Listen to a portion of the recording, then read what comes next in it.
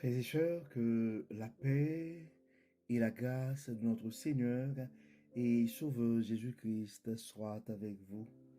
Ici est WH Redemption Ministries pour notre méditation dominicale de ce dimanche et 12 mai 2024. Et toujours dans la mission de vous accompagner et semaine après semaine, mois après mois, sur le chemin du royaume de Dieu. Car l'essentiel, frères et sœurs, est dans le royaume de Dieu. La force est en Dieu. L'abondance est en Dieu, la sagesse, l'intelligence est en Dieu et l'espérance aussi est en notre Dieu. C'est pourquoi nous nous répétons à chaque instant, cherchons d'abord le royaume de Dieu et sa justice et toutes les choses nous seront données en plus.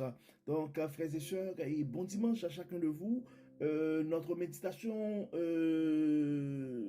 vous savez que, et même si on fait des dévotions matinales pour vous aider à vous réveiller à chaque matin, mais à chaque dimanche, nous traitons un sujet, nous avons une méditation.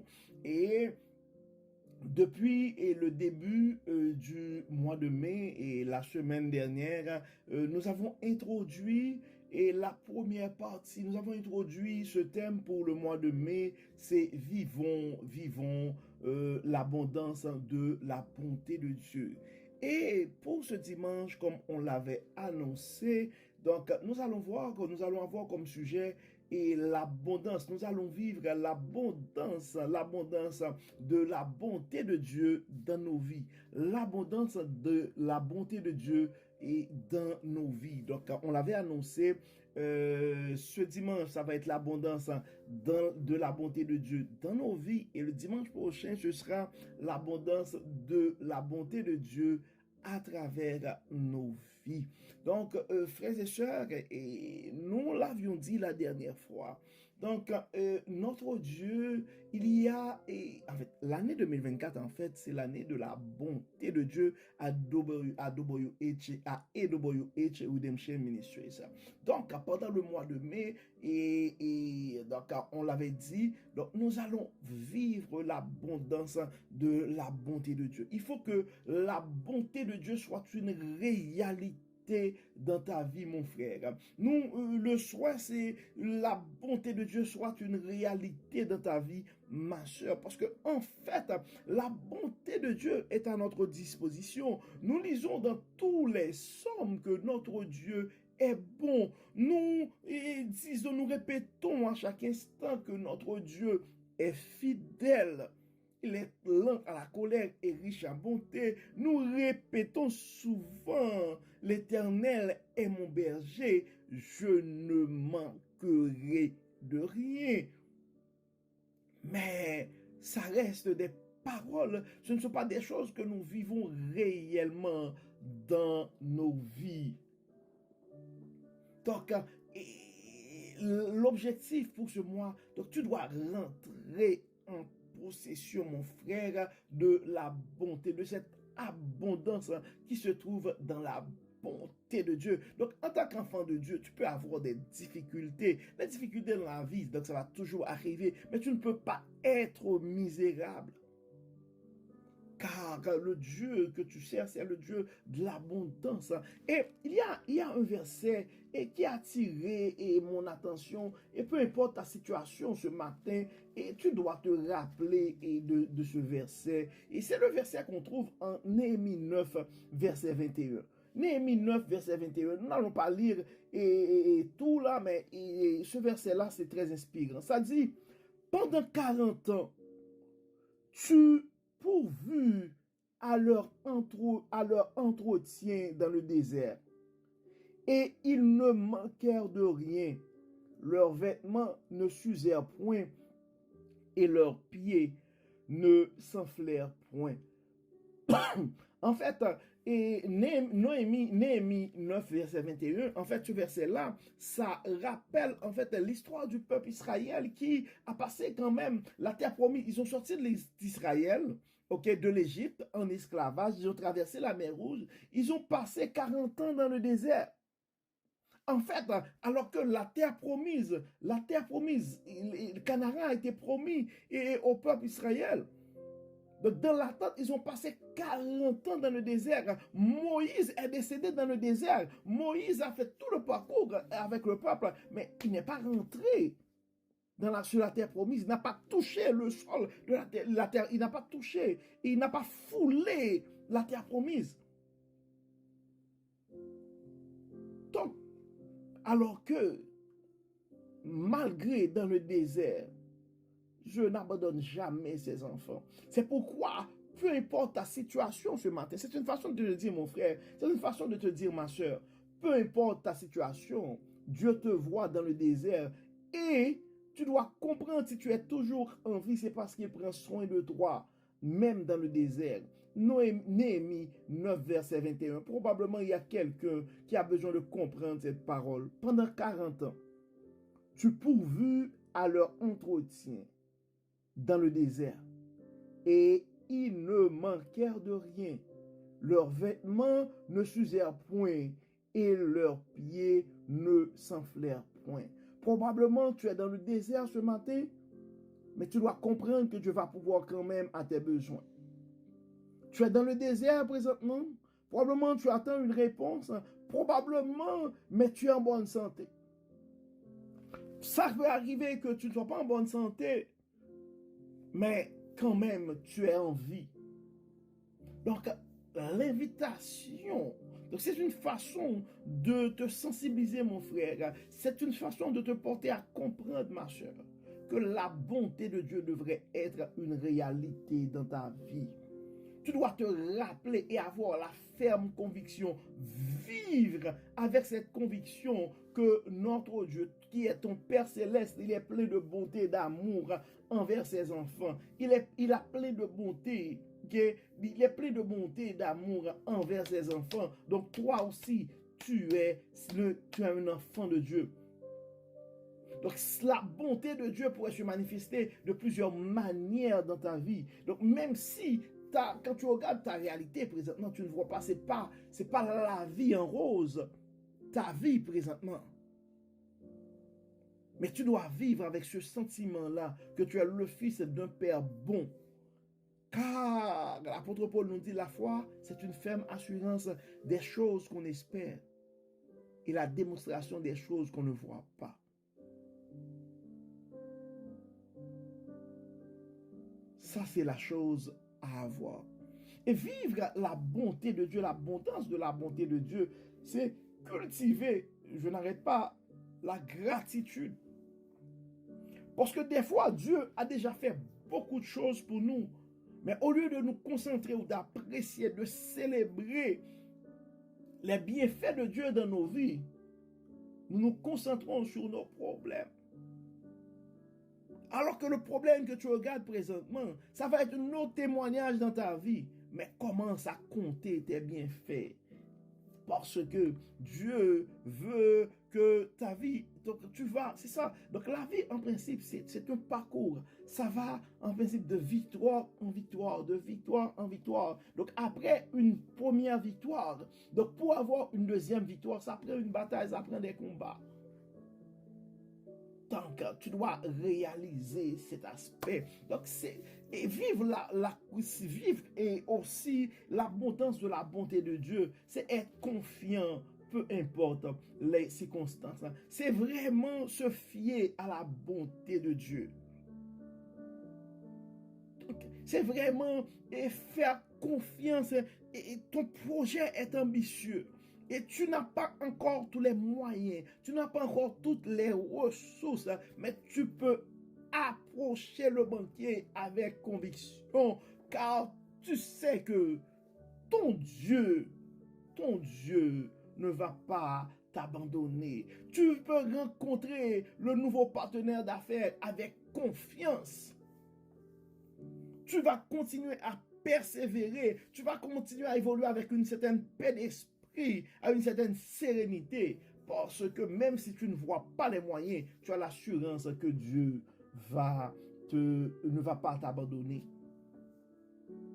Ça, c'est très important, mon frère. Et des fois, les manifestations, les bénédictions de Dieu dans nos vies, ça pourrait être la santé, c'est même la vie en soi.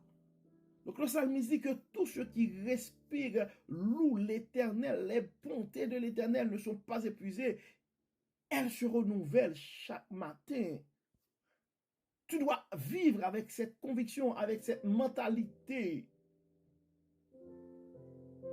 que les bontés de l'Éternel se renouvellent chaque matin, que sa fidélité est grande.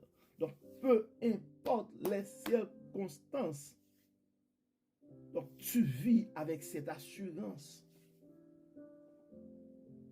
Donc, vivre la bonté de Dieu, c'est apprécier la famille que Dieu te donne ce matin, les relations, les connexions. Probablement, et on est dans la période où on commence avec des graduations. Les diplômes, la connaissance que tu as, la sagesse.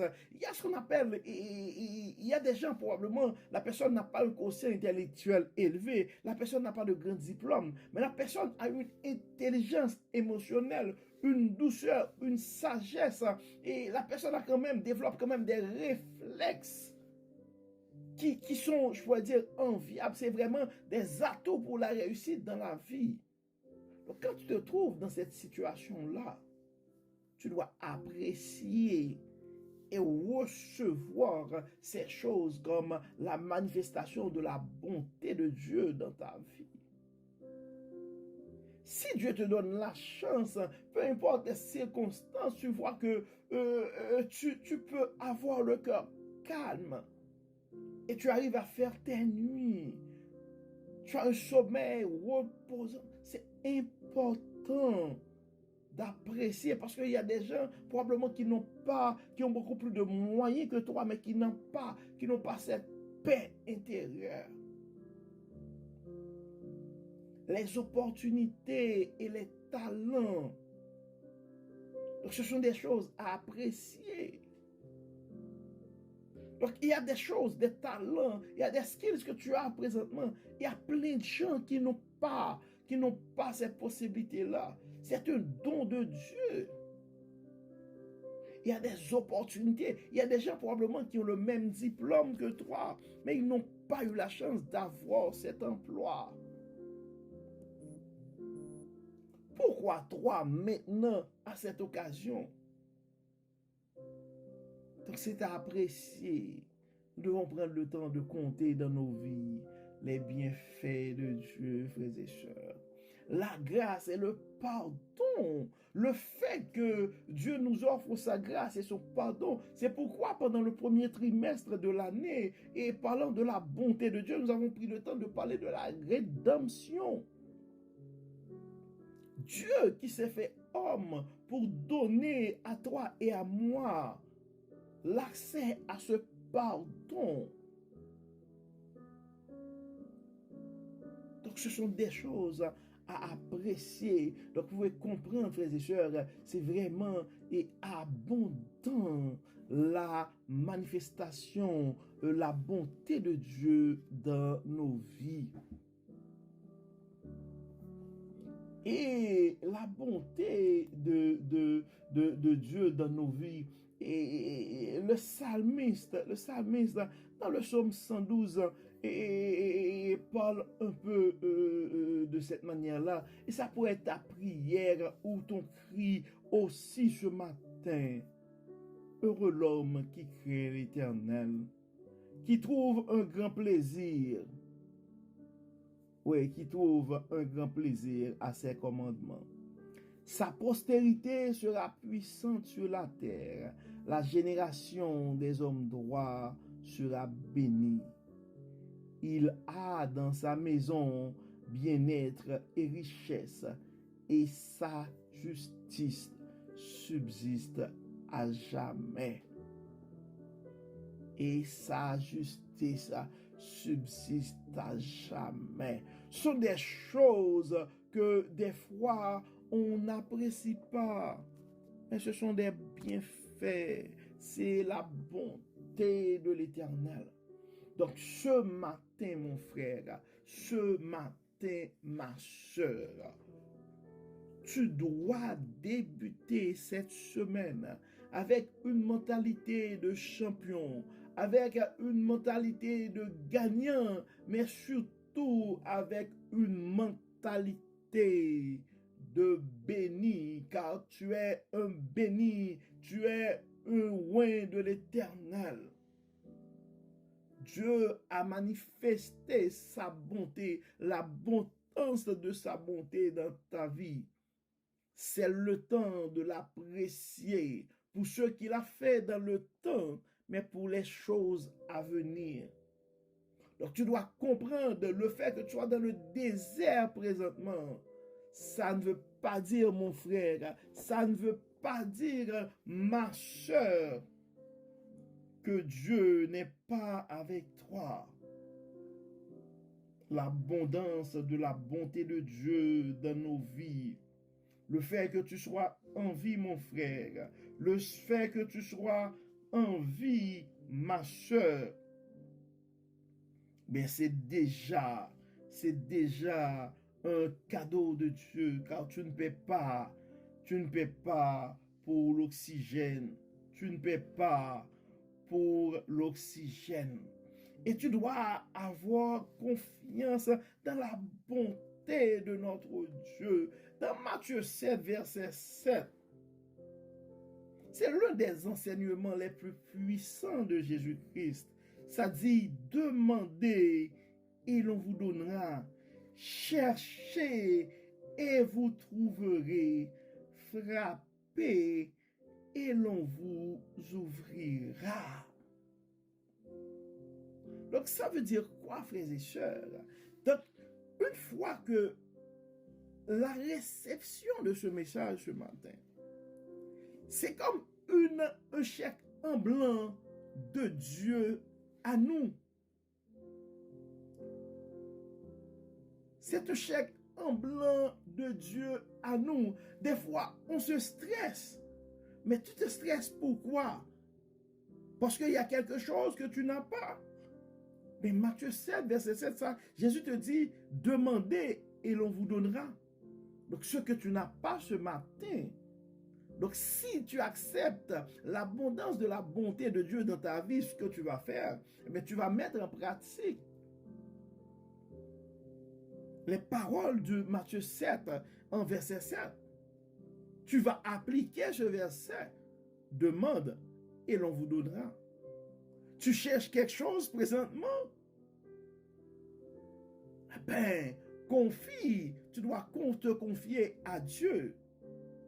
Bien, tu vas chercher avec l'aide de Dieu. Tu vas trouver, mon frère. Pourquoi tu t'inquiètes pour un nouvel emploi? Pourquoi tu te poses la question?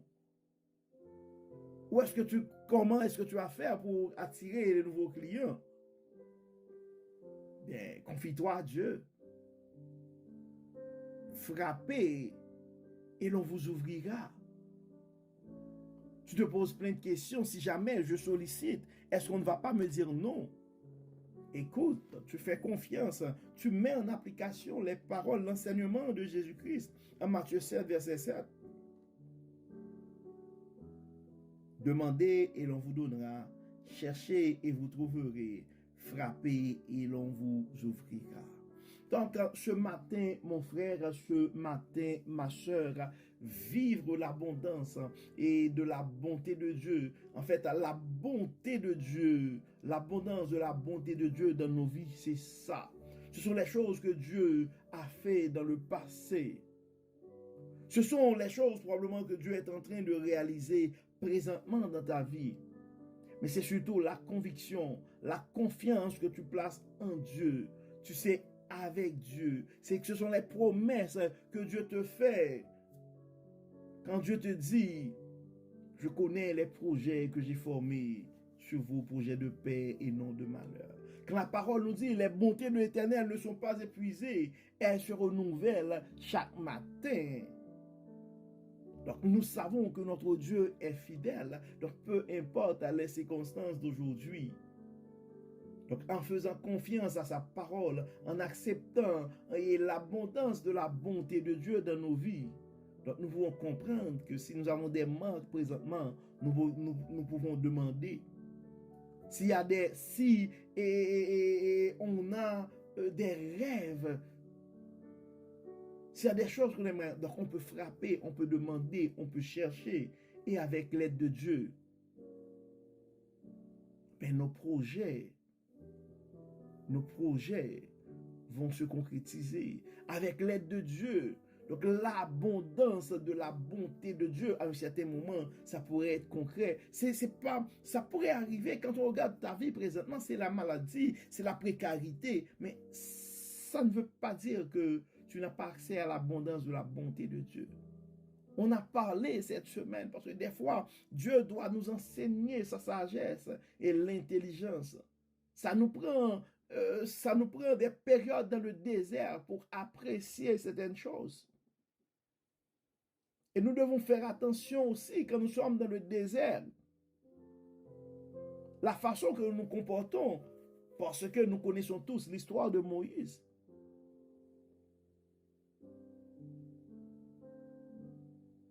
Donc, dans le désert ou pas, reçois ce matin, mon frère, dans ta vie. Sois conscient ce matin, sois consciente ce matin de la présence, de l'abondance, de la bonté de Dieu dans ta vie ce matin. Ma soeur, soyons reconnaissants. La mer que tu as ce matin, c'est la fête des mers en Amérique du Nord. C'est une bénédiction de Dieu. Et la mer que tu avais dans le temps et qui n'est plus présentement, c'était une bénédiction de Dieu. Au lieu de pleurer ta mère ce matin, c'est le temps de donner grâce pour les années que tu as vécues avec elle, pour la vie qu'elle t'a donnée. Et si malgré tout en tant qu'humain, quand tu penses au souvenir de ta mère ce matin, tu as de la peine. Donc l'abondance de la bonté de Dieu dans ta vie ce matin te donne la possibilité de demander à notre Dieu de consolation de t'accorder la joie ce matin. C'est ça, frères et sœurs. Vivre l'abondance de la bonté de Dieu. En dépit des circonstances, nous avons quand même une espérance. C'est pourquoi l'abondance de la bonté de Dieu, c'est pouvoir aller vers Dieu avec assurance pour déposer nos requêtes. Prions Dieu, frères et sœurs. Dieu de bonté, Dieu de miséricorde, Dieu de fidélité, merci pour ton amour, merci pour ta grâce. Merci Seigneur pour l'abondance de ta bonté dans nos vies. C'est pourquoi ce matin, nous unissons nos voix avec celles des anges, des archanges, pour te psalmodier, pour te louer, pour te glorifier, car tu es un Dieu bon. Tu as fait pour nous de grandes choses. Et quand nous sommes découragés, tu trouves toujours un moyen pour nous réconforter, pour nous motiver davantage, pour augmenter notre foi. Merci Seigneur de cette fidélité, merci Seigneur de cet amour. Merci Seigneur pour la patience et ta bienveillance. Dieu clément, nous remettons entre tes mains ce matin nos frères et sœurs qui sont conscients de la présence de ta bonté dans leur vie, mais qui sont dans le désert présentement. Dieu clément, Dieu de bonté, Dieu de miséricorde. Beaucoup de nos frères et sœurs présentement sont dans la peine parce qu'ils sont en train de pleurer l'absence d'une mère en cette journée. Dieu de bonté, à ses frères et sœurs, nous te demandons d'accorder la sagesse ce matin, d'accorder l'espérance, la joie, le réconfort ce matin. Dans ta bonté, dans ta miséricorde, Dieu clément, Nous réclamons une touche spéciale pour nos malades ce matin.